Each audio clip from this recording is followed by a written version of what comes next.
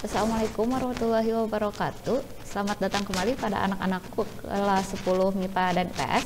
Kita bertemu lagi di mata pelajaran PKWU. Nah, masih bersama Ibu dan kita masih ada di bab 1 kerajinan. Nah, bagi yang belum menonton video yang sebelumnya, silahkan ditonton terlebih dahulu agar materinya lebih nyambung ya. Bentar, ini dia materinya. Jadi kemarin itu kita sudah membahas mengenai teknik tenun dan juga teknik batik ya, yaitu teknik pewarnaannya. Jadi dapat menggunakan teknik rintang warna ataupun juga dapat menggunakan teknik ikat celup. Nah, sekarang kita maju ke materi yang berikutnya, masih ada di bab 1 kerajinan, masih membahas mengenai kerajinan berbahan dasar tekstil. Nah, ini dia materi yang berikutnya, yaitu mengenai teknik membentuk kerajinan tekstil. Jadi di sini sudah ada gambarnya ya. Di sini gambarnya itu kebanyakan itu menggunakan teknik menglem gitu. Jadi menggunakan teknik lem ya. Pada intinya teknik membentuk kerajinan tekstil ini ada dua cara, yaitu dilakukan dengan memotong dan menyambung bahan. Jadi hanya memotong dan menyambung bahan. Nah, menyambung bahannya ini dapat dilakukan dengan dua cara juga. Dapat menggunakan dengan teknik jahit, entah itu jahit manual ataupun jahit menggunakan mesin. Dapat juga dengan menggunakan teknik lem. Tapi tidak semua bahan dapat menggunakan teknik lem ataupun teknik jahit. Jadi disesuaikan dengan material yang digunakannya ya. Nah, jadi kalau teknik membentuk kerajinan tekstil, yang pertama harus dilakukan itu adalah pemotongan, diawali dengan penggambaran pola sesuai dengan rancangan produknya ingin seperti apa. Jadi digambar dulu polanya ya. Setelah itu kemudian digunting menggunakan gunting kain. Nah, pada tahap ini, pada saat menggunting itu usahakan untuk mengguntingnya melebihi dari pola. Jadi diberi jarak antara pola dan juga kalian mengguntingnya gitu. Kenapa harus diberi jarak? Itu fungsinya adalah untuk menyambung bahan agar jadinya itu sesuai dengan pola yang diinginkan, tidak kekecilan. Kalau kalian menggambarnya sesuai dengan pola dan tidak diberi jarak, maka hasilnya itu akan lebih kecil dari pola aslinya. Jadi harus diberi jarak ya untuk menyambung bahan. Nah, yang berikutnya adalah penyambungan dilakukan dengan teknik jahit manual ataupun menggunakan mesin jahit ataupun menggunakan lem. Jadi bisa menggunakan salah satu dari ketiga jenis teknik ini ya. Yang berikutnya adalah teknik penempelan dengan lem hanya untuk kebutuhan tertentu saja, misalkan untuk menempelkan aksesoris dan lain-lain. Kalau untuk menempelkan si material utamanya itu sendiri ataupun material kain, itu lebih bagus menggunakan teknik jahit dibandingkan dengan teknik lem. Nah, kalau ingin menggunakan teknik lem sekalipun, lemnya itu harus lem yang kental, jangan lem yang cair. Kalau lem yang agak cair itu akan tembus ke kainnya ya. Jadi kurang bagus hasilnya seperti itu. Jadi lebih baik kalau material dasarnya menggunakan tekstil atau kain, itu menggunakan teknik jahit. Nah, kita maju ke materi yang berikutnya, yaitu mengenai teknik dekorasi. Nah, teknik dekorasi ini ada dua cara, yaitu teknik sulam dan juga teknik bordir. Nah, di sini sudah ada gambar ya. Ini adalah karya kerajinan tapis dari Lampung. Jadi tekstil tapis Lampung.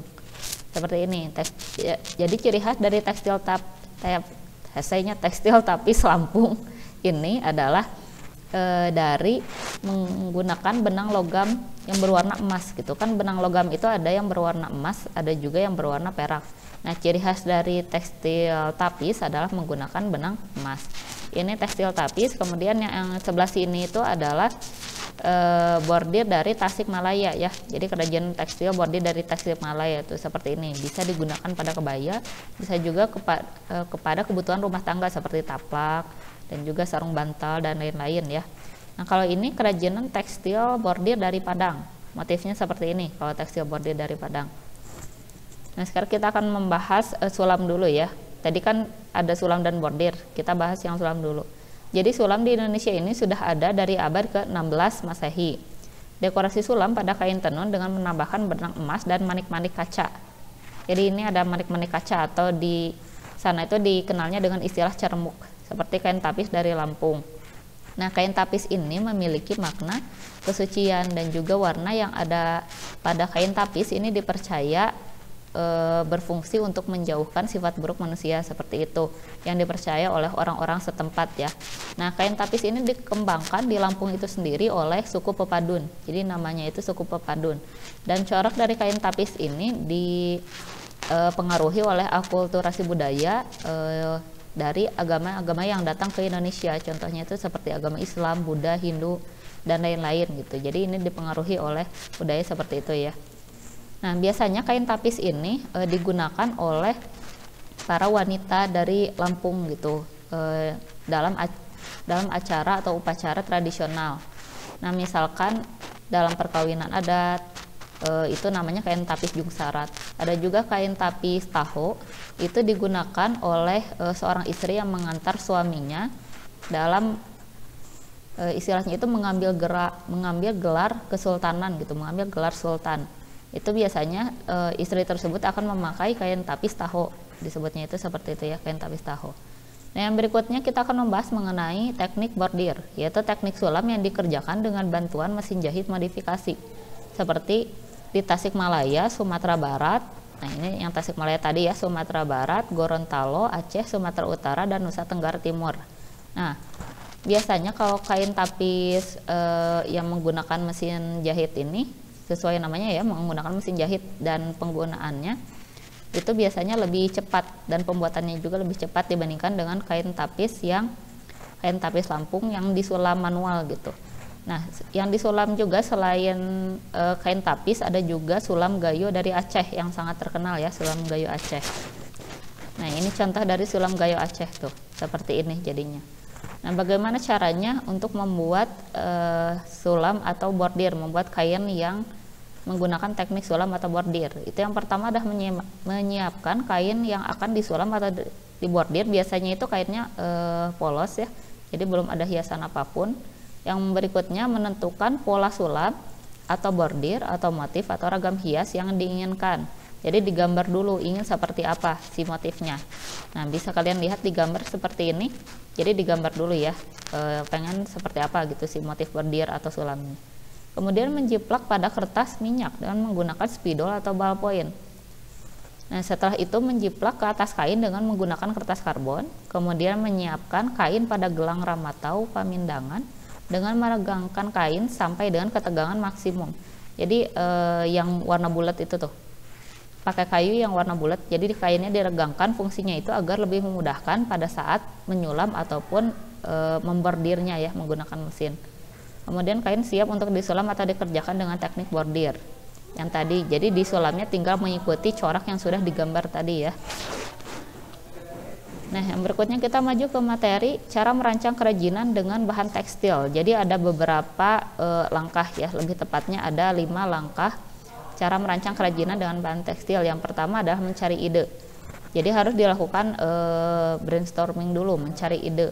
Bagaimana sih produk yang memang sedang dibutuhkan saat ini gitu. Jadi cara mencari ide itu harus menjawab beberapa pertanyaan ya. Yang pertama itu produk apa yang akan dibuat, siapa yang akan menggunakannya, akan menggunakan teknik seperti apa, bahannya dari apa, kemudian produknya nanti jadinya seperti apa. Itu harus menjawab pertanyaan-pertanyaan dasar seperti itu.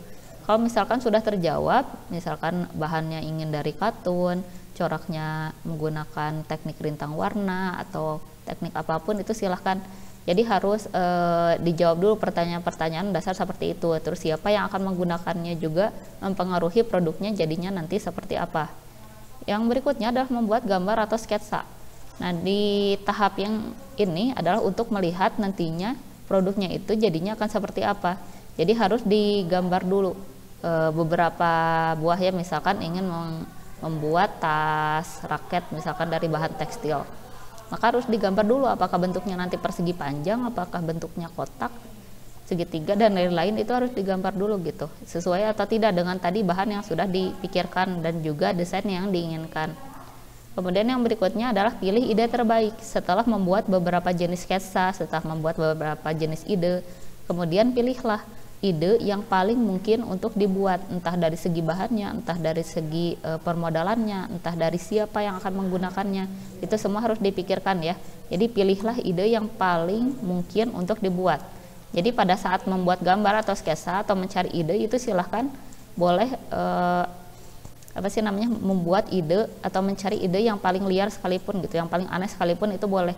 Tetapi di bagian tahap ketiga, pilih ide terbaik, itu harus dipilih salah satu yang paling mungkin untuk dibuat.